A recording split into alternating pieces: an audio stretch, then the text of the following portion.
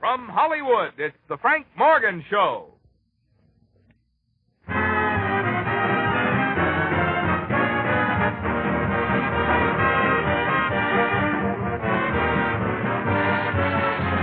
This is Marvin Miller, ladies and gentlemen, ushering in another session with that lovable, laughable Frank Morgan, the genial Don Amici, and charming Francis Langford, with Carmen Dragon and his orchestra.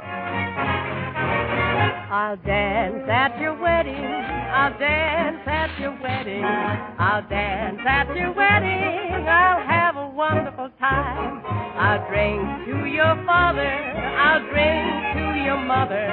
Then I'll have another for old anxiety. I'll kiss all the bachelors, the young and old, and then I'll have myself another drink and kiss them all again. I'll dance at your wedding. I won't miss that wedding. I'll dance at your wedding. Am I gonna shine at your wedding? And my wedding, yours and mine.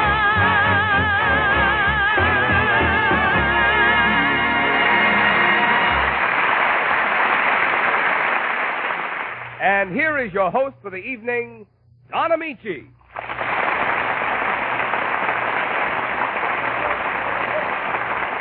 Thank you, ladies and gentlemen, and good evening. Tonight we have as a guest a gentleman whose vision and genius have made it possible for people of small means to enjoy a comfortable home. Winner of over 24 awards in national and worldwide architectural competitions, author and lecturer. It's my pleasure to present the Dean of Modern Architects, Richard Neutra. Mr. Neutra.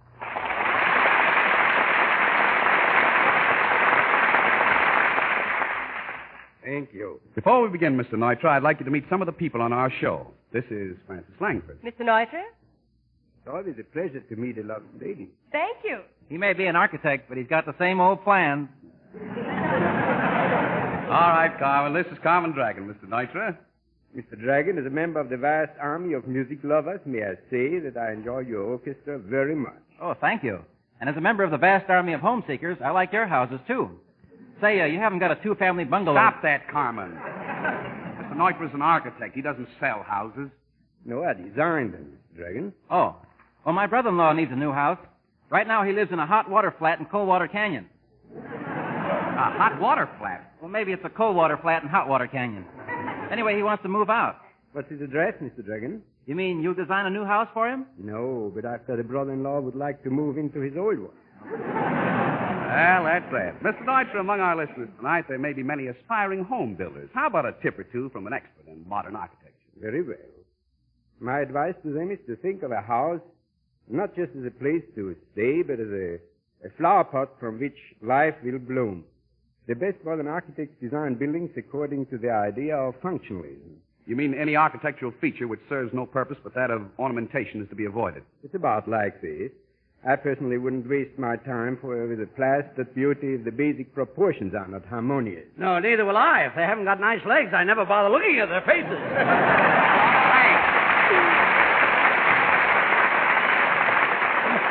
Of course, since the girls started wearing long dresses, I had to rely on my memory. Frank! But Huh?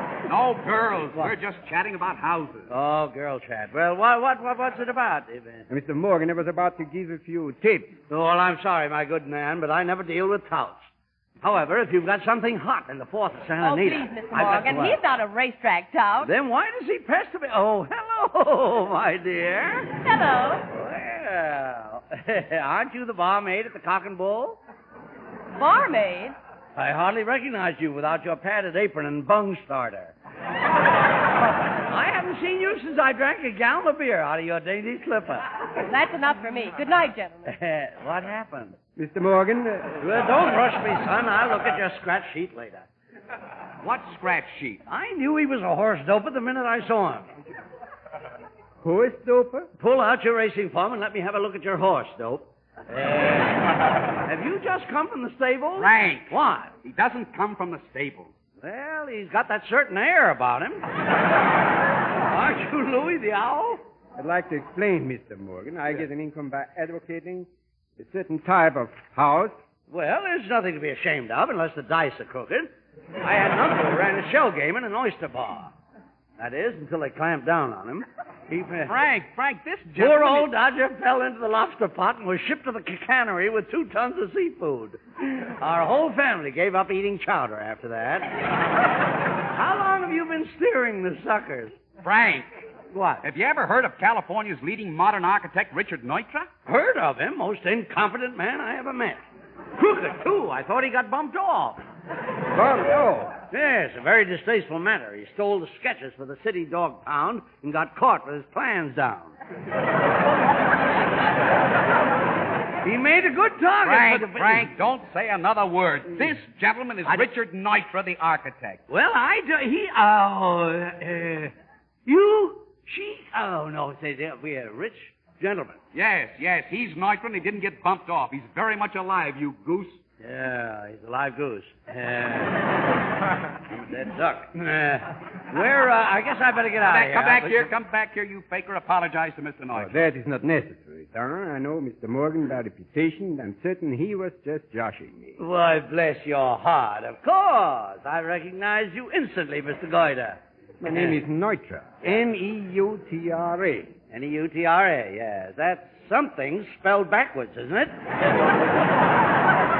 See, Mr. Neutra, you can't be polite to a windbag like this. I don't like to intrude, Don, but it seems to me you might show Mr. Morgan a little more courtesy. Well, what a timely distraction. You're that plump young chef from the Pig and Whistle. Pull up a pig and whistle. Pardon? How thoughtful of you to bring us a snack before dinner. I see your hip pockets are just bulging with ground round. Oh, why don't you stop, Frank? You know very well he's our announcer. He is. He doesn't look like that obnoxious lard bucket, Marvin Miller. That's me. I'm that obnoxious lard bucket, Mr. Morgan. Well, my apologies, sir. Allow me to introduce you to the greatest modern architect, Mr. Gumboil. This is Mr. Lard Bucket. Mr. Gumboil? Lard bucket? Oh, Frank, where did you get that gumboil and lard bucket? I don't know, but I'd like to get rid of them. Mr. Morgan, I don't want to bother you. Well, you do, you know. I'm sorry, but I heard you discussing architecture, and I've been studying ancient buildings for years. Right now, I'm all wrapped up in Gothic pillars. Oh, is that what it is? I thought you had a mattress stuffed in your pants. Oh, I can't stand any more of this. Mr. Neutra, I'm sorry you've had to put up with all of Morgan's foolishness. Now, don't be ridiculous now. I'll wager Mr. Morgan knows as much about modern architecture as I do. I do? I do. Yes. The Morgans have been architects for generations. Beginning with my grandfather, Blueprint Morgan, down to my Uncle Stucco and my Aunt Rafter. Your Aunt Rafter? Yeah. Hefty old buttress. Always hung from the ceiling when she was plastered. What a wonderful family. Yes. It was mainly through her efforts that I received my first architectural assignment. You were quite young, I suppose. No, I suppose so. At the age of 12, I designed a building for an Italian nobleman that was 2 miles long and a half-inch wide. 2 miles long and a half-inch wide. What did he keep in it? Spaghetti. Before I reached manhood, I astounded the American Institute of Architects by building the foundation for Vassar University, using nothing but 2 iron stays and a large girdle. Girder! Yeah, no doubt you've heard of the Morgan Foundation. Oh, of course, sir. Of course, yeah. You should get a good lacing for that, Dodger. Don't you think so, too, Mr. Tolstoy? Neutra. Yeah. Did you ever go beyond the Vassar Foundation, Mr. Morgan? Unfortunately, I was forced to abandon the project because of a minor disagreement with the Dean of Women. She approved my plans for the main buildings, but didn't like my designs on the girls' dormitory. It was then I decided to conquer the field of modern construction. You gave up the old-fashioned entirely? No, but I cut down to 19 a day. In no time at all, I designed and executed an ultra-modern bungalow employing an early principle of heat pressure on lumber and using a flank of scorified supports. A flank of scorified supports? What's that? A side of baked beans. I'll have an order of fried peas. Ketchup? Just a barrel. Well, that'll be 35. What are we talking? Oh, I'm not going to stand around here. Please don't go, Mr. Morgan. Oh. I want to hear more about your experiments in architecture. Yeah, all right. It was almost 25 years ago that I started building a bridge over the Midwest portion of the Potomac River. My bid was the lowest, and I was awarded the contract, naturally. What was your bid? pretty low. How low? Well, I agreed to furnish my own material and build the bridge for $240. Incredible. Yeah, I don't believe it myself. I do. How long did it take you, Mr. Morgan? Operations began on the 9th of June, 1923. By the 10th, it was obvious I'd made a bad bargain. But a Morgan's word is his bond. Single-handed, I dredged and filled, built cofferdams and riveted steel. The massive span lengthened day by day, and 3 months later, during a heavy fog, the city fathers gathered for the opening ceremony. This is exciting. To the mayor went the honor of crossing my bridge in his official car. With a great flourish, the ribbon was broken, and he started on his way across the Potomac while I watched with bated breath. I bet I know what your breath was baited with. Silence! Whole town turned out, and for 5 hours, a steady stream of automobiles passed the toll gate. Since I had been promised a percentage of the toll, my happiness knew no bounds. And you've been collecting for 25 years? No, after the first day, the receipts dwindled to nothing. Well, didn't the public like your bridge? Well, they liked it all right, but there was one thing wrong with it. What was that? It didn't quite reach the other side.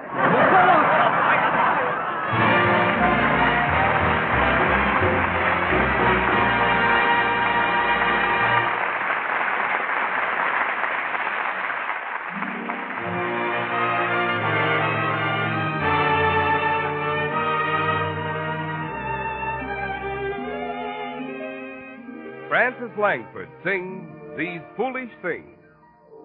A cigarette that bears a lipstick traces, an airline ticket to romantic places, and still my heart has wings. These foolish things remind me of you. A tinkling piano in the next apartment, those stumbling words that told you what my heart meant, a fairground faded swing.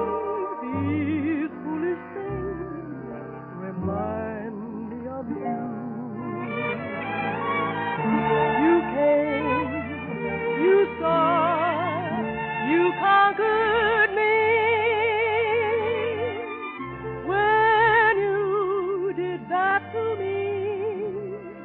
I knew somehow this had to be.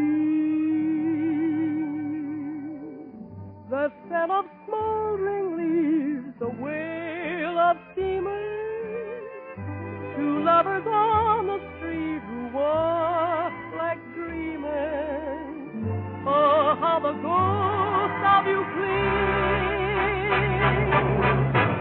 These foolish things remind me of you.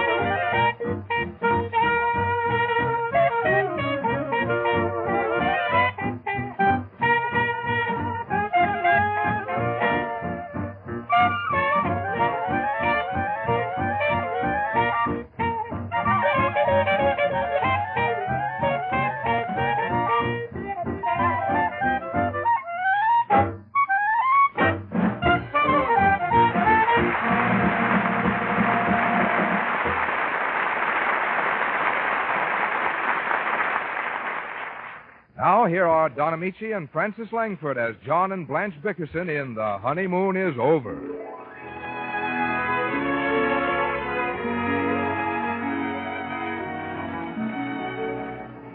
3:00 in the morning finds Mrs. Bickerson and Dr. Hersey at the bedside of poor husband John, victim of undulant insomnia, as he reaches the crisis during an acute attack of the dread ailment. Listen.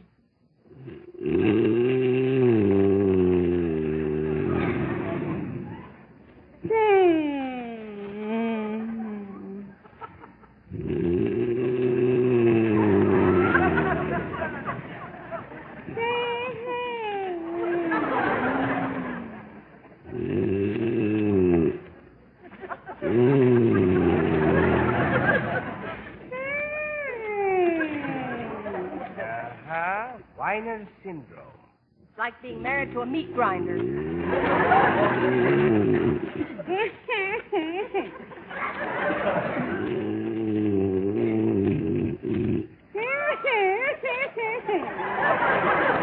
Tickleberry's reflex.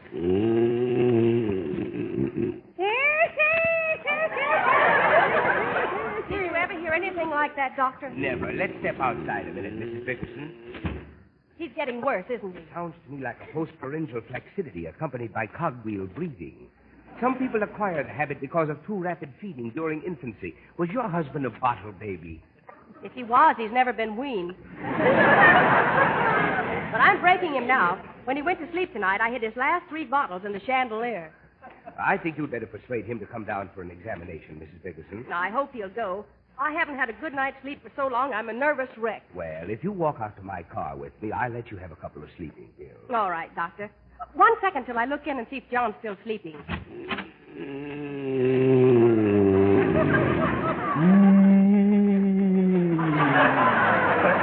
He's still going strong.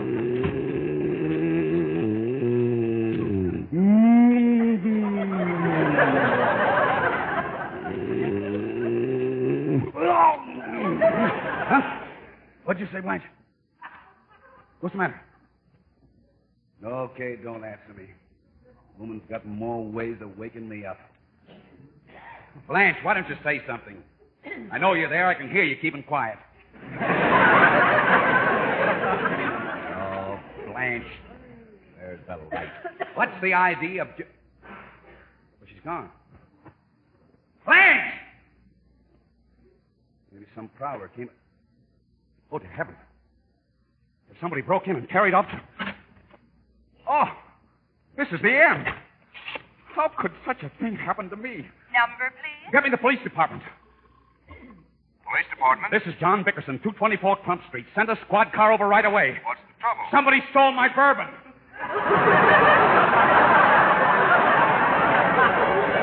3 bottles. Oh, yes, my wife's gone, too. Can you supply a description? Yes. They were 4 years old, bottle and bond. They all had green labels, and one of the corks was chipped right with a revenue No. I mean a description of your wife. Oh. Well, she's kind of... She's got... I'll mail you a picture in the morning. Never mind. We'll look for the bourbon. Oh, thanks. I gotta lie down. What have I done to deserve this? Oh, I hope she's all right. Hey, maybe she walked out on me. I should have been more considerate. I've been keeping her awake for years.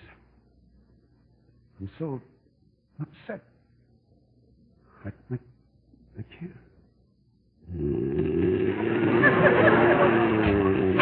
John! Is that you, Blanche? Yes, it's me. Who sent for that squad car full of policemen? I did. Well, you better do something. They just arrested Dr. Hersey. Dr. Hersey, was he here? Yes, and they would have taken him to jail if it hadn't been for me. Why did you send for the police? Honey, I woke up and saw your bed was empty. I thought somebody broke into the house, and I went crazy. You can imagine how I felt when I found my precious joy had disappeared. My very life had gone. I searched everywhere. Did you look in the chandelier? Oh, so that's where you hid him. Okay, now I can sleep in peace. Good night, Blanche. Don't you want to know why Dr. Hersey was here? No. He wants to see you in his office at 9 o'clock tomorrow. What for? He's going to examine you for $20. If he finds it, I want half. Don't be funny, John. I'm not being funny. I'm sleepy. I went to bed late, Blanche. It's your own fault. Nobody told you to stay up till 2 o'clock fiddling around in the kitchen. I wasn't fiddling around. You wanted me to fix the electric iron and the vacuum cleaner, didn't you? Well, I fixed them both. Do they work? They work fine, except the vacuum cleaner burns holes in the rug. I think I must have got the wires crossed. I can imagine the mess you must have left in the kitchen. There's no mess. Did you lock the porch door? Are the lights out? Lights out. Did you water the plants? Yes. Are you sure you watered the plants? Blanche, I watered the plants, I grained the canary, I boned the dog, and I milked the cat. Let me sleep. Because somebody has to see that things are taken care of in this house. Every time you leave the kitchen, I find the icebox door open, or the cupboards, or the bread box. It's no use. I'll just have to follow behind you, shutting up all the time. You say it, but you won't do it. Whether you like it or not, I'm going to talk. There's a lot of things I want to get off my chest. Oh, dear. You're tired of me, aren't you, John? No, I'm just tired. Seeing the way you act now, I can't believe you ever loved me. Oh, Blanche. Well, you're never sweet or solicitous. You'd only give me the least attention. I give you the least attention I ever gave anybody. No, that's not what I mean. Why don't you ever tell me you love me? I always tell you. But I have to goad you. Well, that's because you want me to say it 50,000 times a day. Maybe I do. That's the only way I can be sure that you'll never stop loving me. Blanche, I'll love you as long as the moon is glowing, as long as the stars are twinkling. I'll love you as long as the sun is shining. Satisfied? No, you'll only love me as long as the weather is nice. I will not. I'll love you in rain. I'll love you in snow. I'll love you in hail. What more do you want? Do I ever ask you to tell me you love me? That's another thing that upsets me. Why don't you ask me? All right. Do you love me? No. No. That'll teach you not to take me so much for granted. Other men think I'm pretty attractive, you know. I can tell you plenty. Oh, not tonight. Believe me, there's better fish in the ocean than the one I caught. There's better bait, too. All right, John Bickerson. Just for that, I'll never do another thing for you. No more cooking. Oh, good. No more laundry. Wonderful. Maybe you won't be so smug if you don't get a clean tablecloth. I can eat without a tablecloth. I'm not talking about eating. What do you mean? What do you think you're sleeping on? What happened to the bed sheets? Why do I have to sleep on a tablecloth? Well, it was too soiled to use on the table, but not dirty enough to go to the laundry. Now listen to me, Blanche. I work hard for a living, and I want to sleep on a bed sheet. That's too bad. From now on, I'm not going to do a lick of work in this house unless I get paid for You it. get paid plenty. I mean, I want a regular salary, just like you get. Okay, I'll pay you a salary. I'll pay you exactly what you're worth. I won't work that cheap. I want $50 a week, and I want a maid. You had a maid. Yes, but how long was she with us? She was never with us. She was against us from the start.